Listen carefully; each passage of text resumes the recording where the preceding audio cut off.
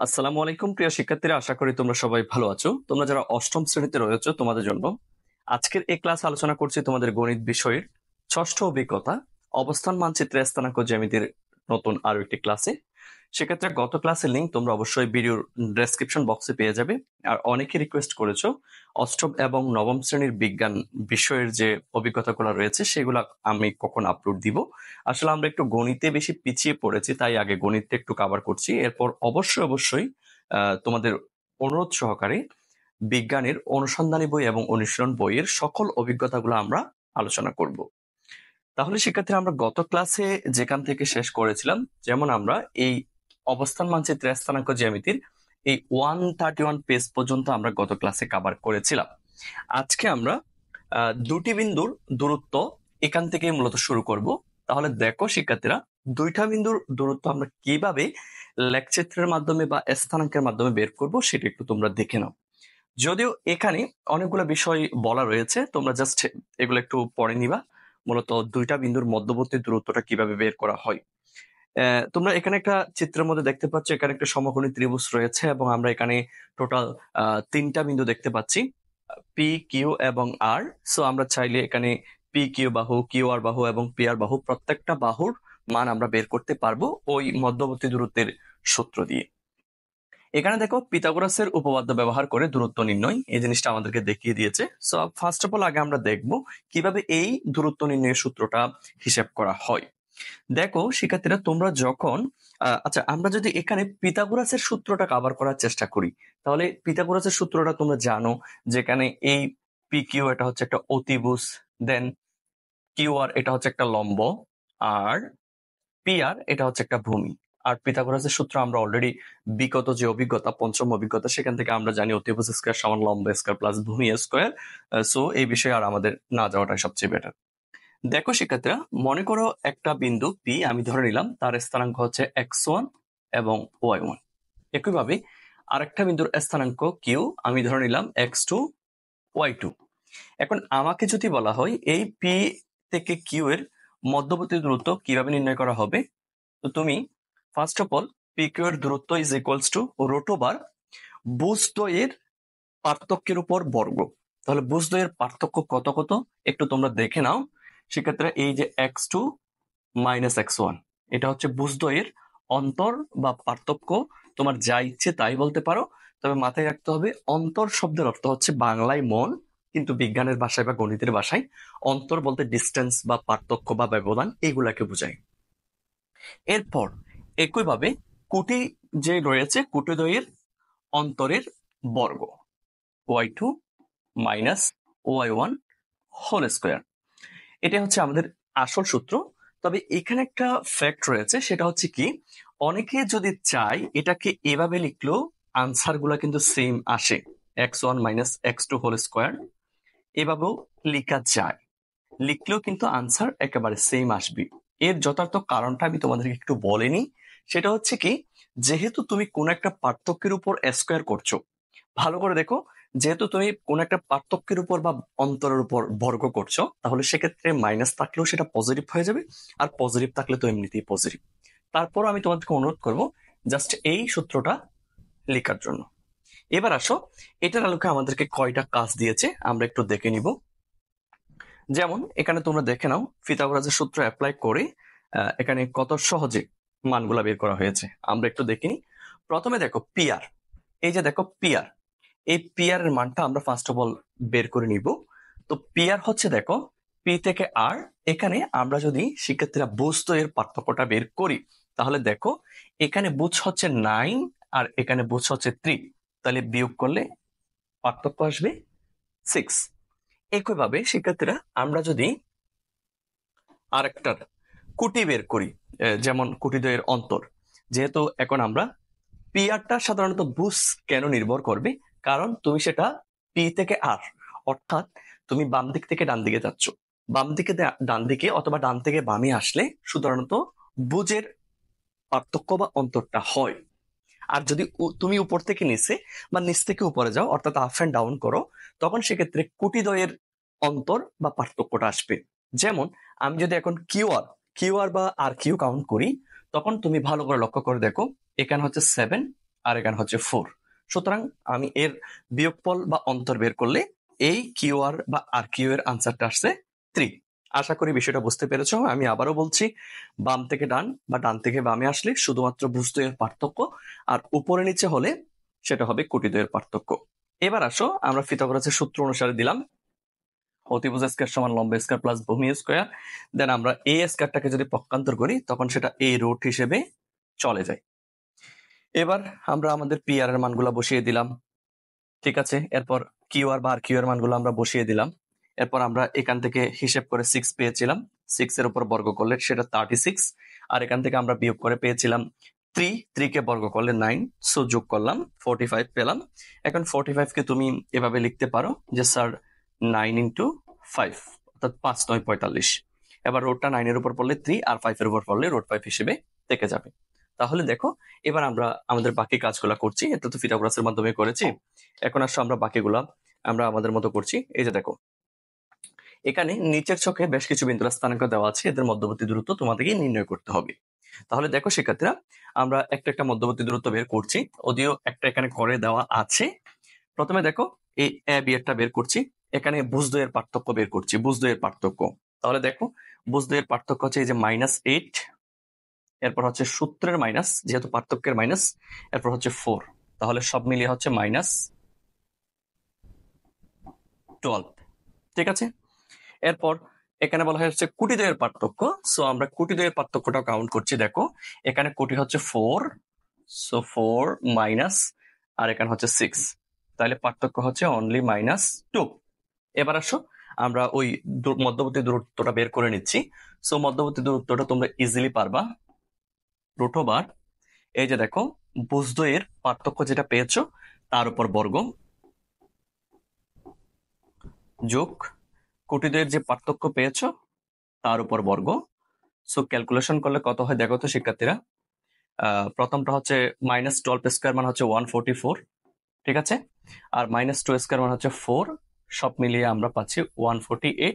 যদিও চাইলে 148 কে হয়তো বা আরেকটু ছোট করা যাবে, বর্গমূল করা যাবে। সো আমি সেদিকে আর যাচ্ছি না। এবার আমি আরেকটা নিয়মে তোমাদেরকে দেখাচ্ছি, এভাবে ভুজদ্বয়ের পার্থক্য কোটিদ্বয়ের পার্থক্য হিসাব না করে আমরা অন্য একটা প্রসেসে এই 6.4 এর হিসাবগুলো করতে পারি। কিভাবে দেখো, আমি এখান থেকে আরেকটা বিন্দু নিচ্ছি, মনে করো শিক্ষার্থীরা আমি এখান থেকে ডিই এটা এটা এটা সিলেক্ট করলাম। তাহলে ডি হচ্ছে 2 - 3, ডি বিন্দুর স্থানাঙ্ক। সো নিলাম ডি বিন্দুর স্থানাঙ্ক হচ্ছে 2 - 3। এরপর একটা হচ্ছে ই বিন্দুর স্থানাঙ্ক, ই বিন্দুর স্থানাঙ্ক হচ্ছে -32, -32। ওকে, -32 হলে আমরা বিন্দুগুলো একটু বসিয়ে দিই। -32, -32। ওকে, এবার আমরা এই ডিই এর মধ্যবর্তী দূরত্বটা বের করছি। তাহলে দেখো এই ডিই এর মধ্যবর্তী দূরত্বটা কিভাবে বের করা হয়। শিক্ষার্থীরা ফার্স্ট অফ অল আমরা দেখতেছি ভুজদ্বয়ের পার্থক্য, এই যে -3, এরপর হচ্ছে পার্থক্যের মাইনাস, এই যে 2, এটার উপর হোল স্কয়ার প্লাস, এরপর হচ্ছে কোটিদ্বয়ের পার্থক্য, অর্থাৎ এই যে 2, ঠিক আছে, পার্থক্যের মাইনাস, এরপর হচ্ছে -3। যদিও চাইলে আমরা এটাকে এক লাইনের মধ্যে লিখে ফেলতে পারতাম, কিন্তু আমরা সেটা এক লাইনের মধ্যে লিখি নাই, ঠিক আছে। এবার আমরা যদি এটাকে হিসেব করি তাহলে এখানে হচ্ছে -5 হোল স্কয়ার, এরপর এটা হচ্ছে 2 + 3 হোল স্কয়ার, অর্থাৎ এবার দেখো এটাকে হিসাব করলে প্রথমটাকে 25 আর এটা হচ্ছে 5 স্কয়ার, সো সেটাও 25 হবে। তাহলে 25 + 25 ইজ ইকুয়াল টু 50। এরপরে চাইলে এই 50টাকে হয়তো আরেকটু ছোট করা যাবে, যেমন আমি এটাকে চাইলে এভাবে লিখতে পারি 25 × 2, এরপরে আমরা এই রুটটা 25 এর উপর পড়লে 5 হয়ে যাবে আর 2 এর উপর পড়লে √2 হয়ে যাবে। এভাবে আমরা চাইলে পার্থক্যটা বের করতে পারি। ডিরেক্টলি আমরা ভুজদ্বয়ের যে অন্তর এবং কোটিদ্বয়ের অন্তর, অর্থাৎ ভুজদ্বয়ের পার্থক্য এবং কোটিদ্বয়ের পার্থক্য আগে থেকে বের না করেও আমরা ডিরেক্টলি সূত্রের মাধ্যমে বসিয়ে আমরা পার্থক্যটা ক্যালকুলেট করে নিতে পারি। আরেকটা বিষয় আমি তোমাদেরকে বারবার বলছি, আমি চাইলে এই জিনিসটাকে একটা হিসেবের মধ্যে করে ফেলতে পারতাম। তো তোমরা যত এক্সপার্ট হবে আস্তে আস্তে এগুলো তোমরা আহ, হিসাব করতে পারবা। একই নিয়মে তোমরা বি, সি, দেন এফ, এ এগুলা সবগুলো তোমরা বের করে নিবে। আশা করি তোমরা সবগুলো পারবে। তো এবার দেখো এখানে আমাদের সেই কাঙ্ক্ষিত সূত্রটা চলে এসেছে। আশা করি এটা তোমাদের মনে রাখতে হবে। সেই সূত্রটা হচ্ছে কি, পি কিউ যদি দুইটা বিন্দুর স্থানাঙ্ক আমরা যদি এখানে দেখি, পি এর স্থানাঙ্ক x1 y1, ওই যে আমি শুরুতে যেটা দিয়েছিলাম, আর কিউ এর স্থানাঙ্ক যদি স্যার x2 y2 হয়, তাহলে সেক্ষেত্রে এটাই হচ্ছে আমাদের সেই কাঙ্ক্ষিত সূত্র, যেটাকে আমরা বলতে পারি রুট ওভার ভুজদ্বয়ের পার্থক্যের উপর বর্গ প্লাস কটিদ্বয়ের পার্থক্যের উপর বর্গ। একদম ইজি।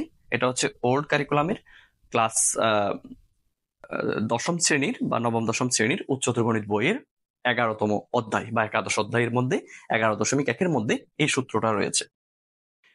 এরপরে আমরা আরেকটা টপিকসে যাচ্ছি, সেটা হচ্ছে মধ্যবিন্দু নির্ণয়। তোমরা আশা করি মধ্যবর্তী দূরত্ব বের করতে পারবে। এরপর মধ্যবর্তী নির্ণয়ের মধ্যে মধ্যবিন্দু নির্ণয়ের ক্ষেত্রে আমরা যাচ্ছি। তার আগে তোমাদেরকে বলে রাখছি, তোমরা যদি আমাদের ক্লাসগুলো ভালো লেগে থাকে, তোমরা চাইলে আমাদের অনলাইন পেইড কোর্সে যুক্ত হতে পারো। আমরা অষ্টম শ্রেণীর জন্য কোর্স ফিটা রাখছি 1350 টাকা, এবং বিস্তারিত জানার জন্য তোমরা এই হোয়াটসঅ্যাপ নাম্বার যোগাযোগ করতে পারো। এবং আমাদের যে ফেসার্স গুলো রয়েছে সেগুলো তোমরা এখানে দেখতে পাচ্ছ। আমরা 60+ লাইভ ক্লাস নিব, দেন প্রত্যেকটা অধ্যায় শেষে আমরা টেস্ট নিব, প্রত্যেকটা অধ্যায়ের লেকচার শিট প্রোভাইড করব, অ্যানিমেশনের মাধ্যমে বিজ্ঞান ক্লাসগুলো আমরা করাবো। এরপর তোমাদেরকে একটা প্রাইভেট গ্রুপের মধ্যে আমরা এড করে গুগল মিটের মাধ্যমে আমরা ক্লাসগুলো নিব। দেন তোমাদেরকে স্পেশাল কিছু সাজেশন দিব, পাশাপাশি তোমাদের প্রাইভেট গ্রুপের মধ্যে তোমাদের প্রবলেমগুলো আমরা সলভ করব, ইত্যাদি ইত্যাদি। এরপর দেখো শিক্ষার্থীরা, আমরা এখন মধ্যবিন্দু নির্ণয়ের ক্ষেত্রে চলে যাচ্ছি, অর্থাৎ মিডল পয়েন্ট। এটা কিভাবে কাউন্ট করে সেটা একটু দেখো। দেখো আমরা আমাদের দেখতে পাচ্ছি অনেকগুলা স্থানাঙ্কের মধ্যে যখন আমরা অনেকগুলা বিন্দু বসাই, যেমন আমি যদি দেখাই, দেখো শিক্ষার্থীরা এখানে একটা মনে করো বিন্দু রয়েছে, এরপর মনে করো ঠিক এই জায়গায় একটা বিন্দু রয়েছে। এখন এদের ঠিক মাঝখানে আমাকে একটা মধ্যবিন্দু বের করতে হবে। ঠিক আছে, এই যে মনে করো এইটা হচ্ছে মনে করো মধ্যবিন্দু। তাহলে এটা যদি এক্স বিন্দু হয়, এটা যদি মনে করো ওয়াই বিন্দু হয়, এবার এটা হচ্ছে মধ্যবিন্দু। তাহলে কিভাবে আমি এই মধ্যবিন্দুর স্থানাঙ্কটা বের করব সেটা এখন তোমাদেরকে দেখাচ্ছি। যদিও তারা অনেকটা কঠিন ভাবে করেছে, আমি কিন্তু আমার মতো করে এটাকে করানোর চেষ্টা করব, তারা তাদের মতো করুক। সো এই জিনিসটা তোমরা আশা করি দেখতে পাচ্ছ। তো মধ্যবিন্দুর স্থানাঙ্ক কিভাবে নির্ণয় করবা সেটা একটু ফার্স্ট অফ অল আগে তোমাদেরকে দেখাই দিই। আমি এখান থেকে দুইটা বিন্দুর স্থানাঙ্ক নিচ্ছি। একটা হচ্ছে পি, ওটার স্থানাঙ্ক নিচ্ছি x1 y1, দেন পাশাপাশি আরেকটা বিন্দু হচ্ছে কিউ, তার স্থানাঙ্ক হচ্ছে x2 y2। যেহেতু আমাদের মধ্যবিন্দুটা আমরা মনে করো পি কিউ এর মাঝখানে আমরা একটা এ বিন্দু মধ্যবিন্দু হিসেবে ধরে নিলাম, তাহলে এই এ বিন্দুর ক্ষেত্রে আমরা স্থানাঙ্ক যদি বের করি, তাহলে এই এ বিন্দুর বুঝ কত হবে সেটা এখন আমাদের আলোচ্য বিষয়। তো এ বিন্দুর বুঝটা কিভাবে বের করবা সেটা একটু দেখো। তাহলে এ বিন্দুকে যদি বুঝকে যদি আমি এক্স ধরি এবং কোটিকে যদি আমি ওয়াই কল্পনা করি, তাহলে এই এক্স এবং ওয়াই এর মানটা আমি কিভাবে পাবো সেটা একটু দেখো। যেহেতু এটা হচ্ছে মধ্যবিন্দু, আমি এখানে লিখে দিচ্ছি এটা হচ্ছে মধ্যবিন্দু। ওকে, কোনো কিছু না বুঝলে অবশ্যই কমেন্ট সেকশনে জানাবে। তাহলে এই এক্স বিন্দুর স্থানাঙ্ক অর্থাৎ ভুজের মানটা ডিপেন্ড করবে পি বিন্দুর বুজ প্লাস কিউ বিন্দুর বুজ ডিভাইডেড বাই 2। একইভাবে কোটির মানটা ডিপেন্ড করবে পি বিন্দুর কোটি যোগ কিউ বিন্দুর কোটি ডিভাইডেড বাই 2। একদম সহজ হিসাব। এরপরও না বুঝলে আমার কিছু করার নাই, জাস্ট পি বিন্দুর বুজ এবং কিউ বিন্দুর বুজ যোগ করে 2 দিয়ে বা পি বিন্দুর কোটি এবং কিউ বিন্দুর কোটি যোগ করে 2 দিয়ে বা। আশা করি বুঝতে পারছো। এরপর দেখো আমরা এই যে এখানে আশা করি ক্লিয়ার করা আছে।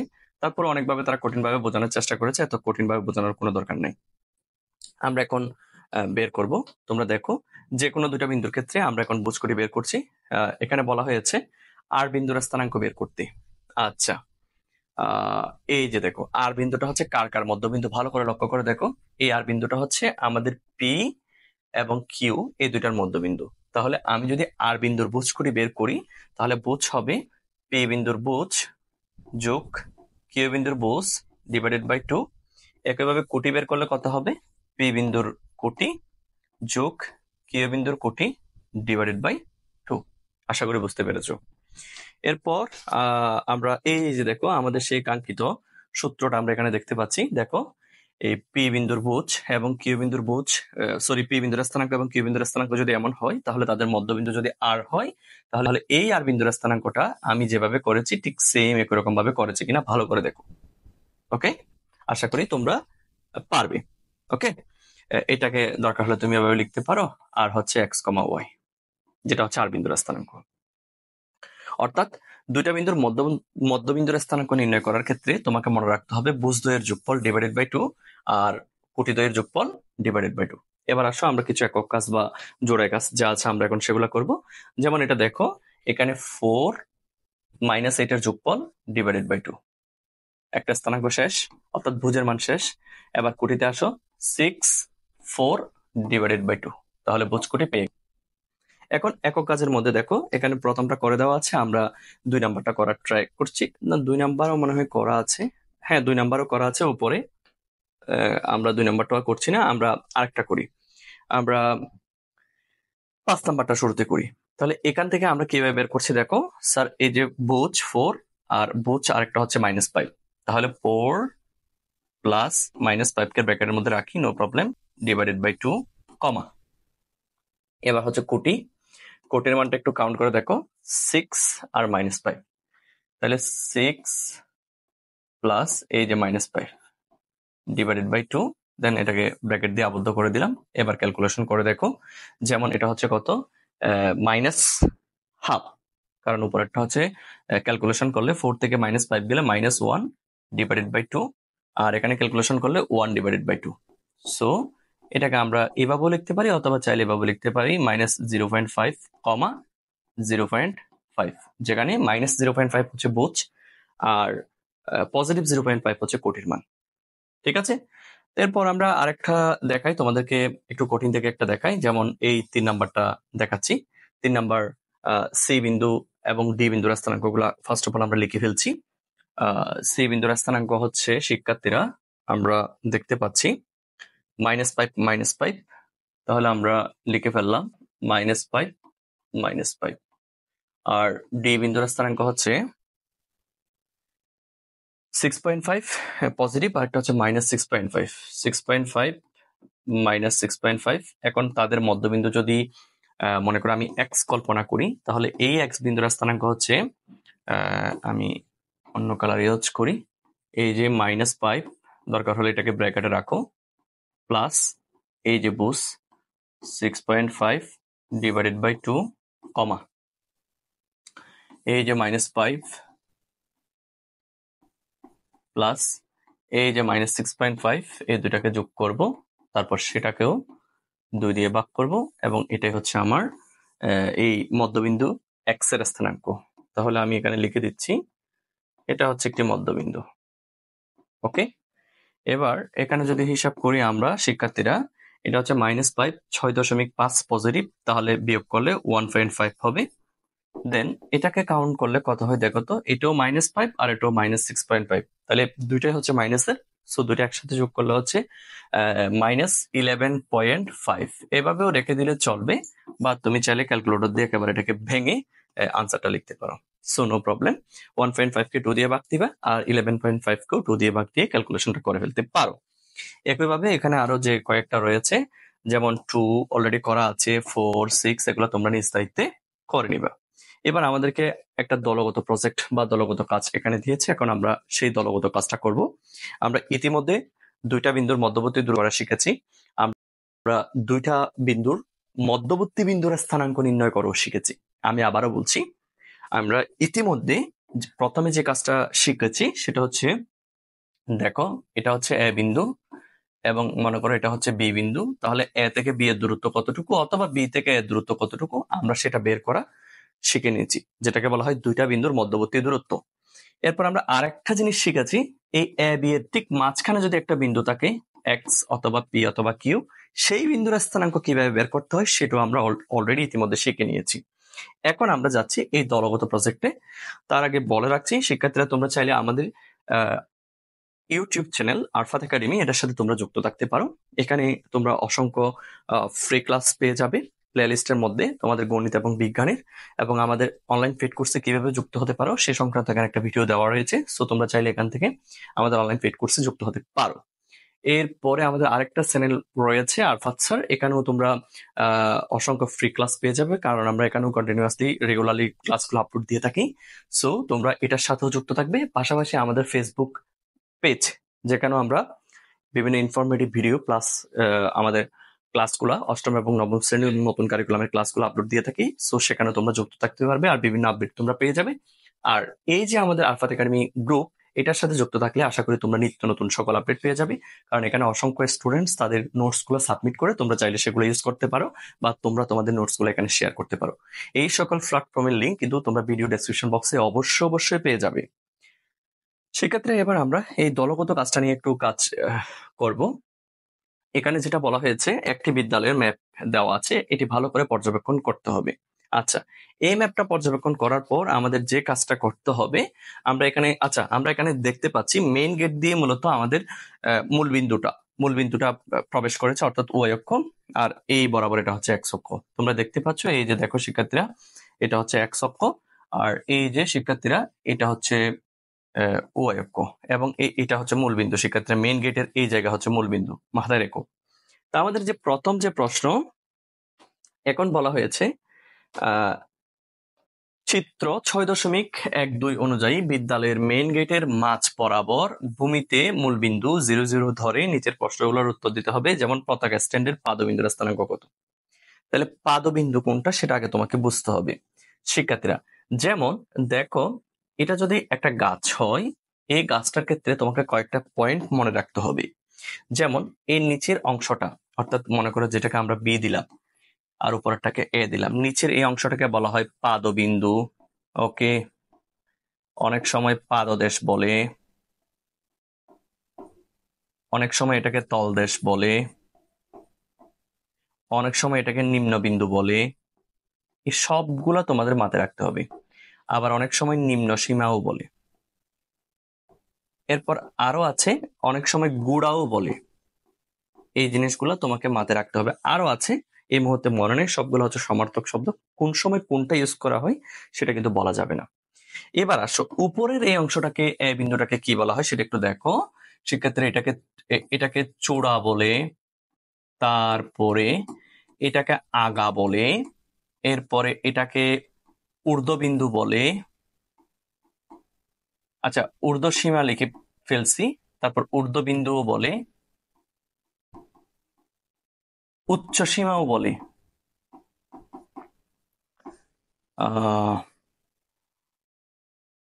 আরো অনেকগুলো আছে, এই মুহূর্তে মাথায় আসছে না। এই ধরনের সমার্থক শব্দগুলো তোমাকে মাথায় রাখতে হবে।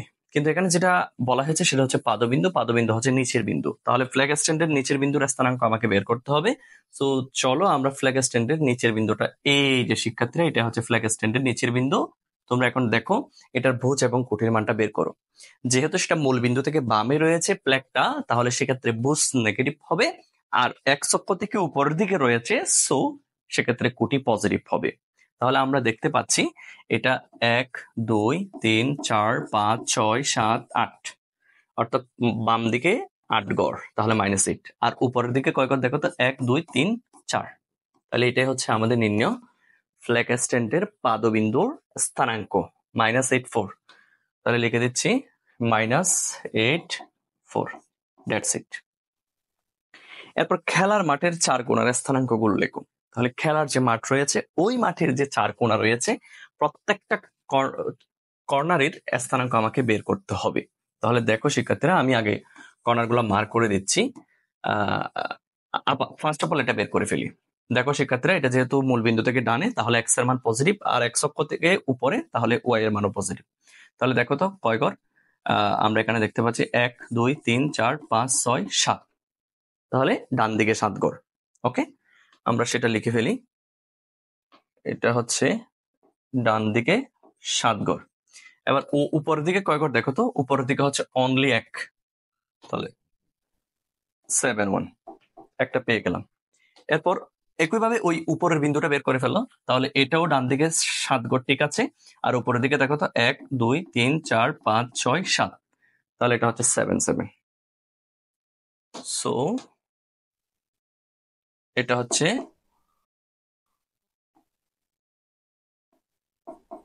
7 7, শেষ, দুইটা শেষ। এবার আসো আমরা বাম দিকেরটা বের করি। বাম দিকের এই যে এই বিন্দুটা বের করার চেষ্টা করি। সো আমরা এটার স্থানাঙ্ক যদি বের করতে চাই, দেখো তো বাম দিকে যেহেতু নেগেটিভ হবে এক্স এর মান 1 2 3 4 5 6 7 8, তাহলে বাম দিকে 8 গড় এবং উপরের দিকে 1 গড়। 1 গড় গেলেই তুমি এই বিন্দুটা পাবা। তাহলে সেক্ষেত্রে আমি এটার স্থানাঙ্ক লিখছি বাম দিকে 8, উপরের দিকে 1 গড়। এরপর লাস্ট ওয়ান, তাহলে এটাও একদম উপরে যেটা আছে দেখো, এটাও শিক্ষার্থীরা বাম দিকে 8 গড় আর উপরের দিকে দেখো তো 1 2 3 4 5 6 7 গড়। তাহলে -8 7, তাহলে -8 7 এগুলো হচ্ছে আমার খেলার মাঠের যে 4টা কর্নার ছিল বা 4টা কোণা ছিল, ওই প্রত্যেকটা কর্নারের স্থানাঙ্ক। 1 এবং 2 গেল। এখন আসলে খেলার মাঠের দৈর্ঘ্য নির্ণয় করতে হবে।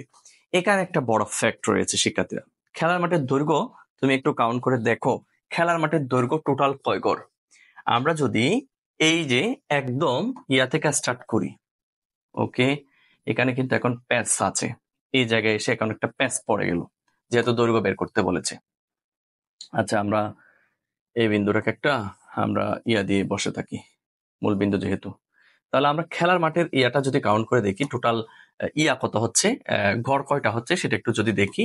সো আমরা স্টার্ট করছি, দেখো ঠিক এই জায়গা থেকে স্টার্ট করে আমরা ঠিক এই জায়গা পর্যন্ত পৌঁছবো। তাহলে 1 গড় 2 গড় 3 গড় 4 গড় 5 গড় 6 গড় 7 গড় 8 গড় 9 গড় 10 গড় 11 গড় 12 গড় 13 গড় 14 গড় 15 গড়, সব মিলিয়ে 15 গড় পাইলাম। এটা হচ্ছে খেলার মাঠের দৈর্ঘ্য। আমাকে প্রস্থটা বের করতে বলে নাই, শুধু দৈর্ঘ্যটা বের করতে বলেছে। এবার এখানে প্রতি ক্ষুদ্রতম বর্গের বাহুর দৈর্ঘ্যকে কয় মিটার বলেছে? 2 মিটার। সো যেহেতু আমরা দেখতে পেয়েছি 15 গড়, তাহলে প্রতি গড়ের মান যদি 2 মিটার করে হয়, সো আমরা পেলাম 15 গড়, এবং প্রতি গড়ের মান যদি 2 মিটার করে হয়, সব মিলিয়ে আমার খেলার মাঠের দৈর্ঘ্য হচ্ছে 30 metre. That is the result. এরপর এখন বলেছে ল্যাবরেটরি ভবনের মধ্যবিন্দুর স্থানাঙ্ক নির্ণয় করো। এটা একটা প্রশ্ন। দেন এখানে 4 নম্বরে আরো একটা রয়েছে, সেটা পরে। আগে আমরা ল্যাবরেটরি ভবনের মধ্যবিন্দুর স্থানাঙ্কটা বের করে ফেলি। তাহলে ল্যাবরেটরি ভবনের ঠিক মাঝখানের বিন্দু হচ্ছে এটা। এখন এই বিন্দুর স্থানাঙ্ক বের করার জন্য আমাকে কি করতে হবে শিক্ষার্থীরা? দেখো, ঠিক এই যে তোমরা এখানে একটা দাগ দেখতে পাচ্ছ, এই বরাবর আমরা একটা রেখা টেনে দিব। দেন এই বরাবর একটা রেখা আমরা টেনে দিব, এবং এই যে দেখো এই নিচের দিকে এই যে একটা রেখা টেনে দিলাম। এবার তুমি ভুজ এবং কোটির মানটা বের করো। তাহলে সেক্ষেত্রে আমরা ফার্স্ট অফ অল ভুজ এবং কোটির মানটা বের করছি। প্রথমে ভুজের মান বের করছি। দেখো এই যে মূল বিন্দু থেকে কয় গড় ডানে, দেখো 1 2 3 4 5 6 7 8 9 10, অর্থাৎ ভুজের মান হচ্ছে +10। আর কোটি দেখো ঠিক এই বরাবর, যেহেতু আমি ঠিকভাবে উঠতে পারছি না, তাহলে আমি এই রেখা বরাবর উঠি। এই যে এই রেখা বরাবর সোজা উঠে যায়। তাহলে দেখো তো 1 গড় 2 গড় 3 গড় 4 গড় 5 গড় 6 গড় 7 গড় 8 গড় 9 গড় 10 গড়। তাহলে আমরা x এরটাও পেয়েছি 10 পজিটিভ, y এরটাও পেয়েছি 10, তাহলে পজিটিভ 10 10। তাহলে মধ্যবিন্দুর স্থানাঙ্ক আমরা পেয়ে গেলাম। ল্যাবরেটরির মধ্যবিন্দুর স্থানাঙ্ক হচ্ছে ভুজের মানও 10, কোটির মানও 10। এখন আরেকটা বলেছে মেইন গেট থেকে ল্যাবরেটরির মধ্যবিন্দুর দূরত্ব নির্ণয় করো। মেইন গেট থেকে ল্যাবরেটরির মধ্যবিন্দুর দূরত্ব বের করতে বলেছে। তাহলে দেখো শিক্ষার্থীরা, আমরা যদি মেইন গেটটাকে মূলবিন্দু অলরেডি আগে থেকে বলা আছে 0, আর এই মধ্যবিন্দুটাকে শিক্ষার্থীরা আমরা যদি এল দিয়ে প্রকাশ করি, ঠিক আছে, এল দিয়ে যদি প্রকাশ করি, তাহলে দেখো তো ও এল এর দূরত্ব বের করতেছি। তাহলে √, দেখো বুজদ্বয়ের পার্থক্য। এখন মেইন গেটের ক্ষেত্রে এটার স্থানাঙ্ক কত তোমরা জানো। এটার স্থানাঙ্ক অর্থাৎ মূলবিন্দু 0 0। তাহলে এই 0 0 থেকে 10 10 এর আমরা দূরত্ব কাউন্ট করছি।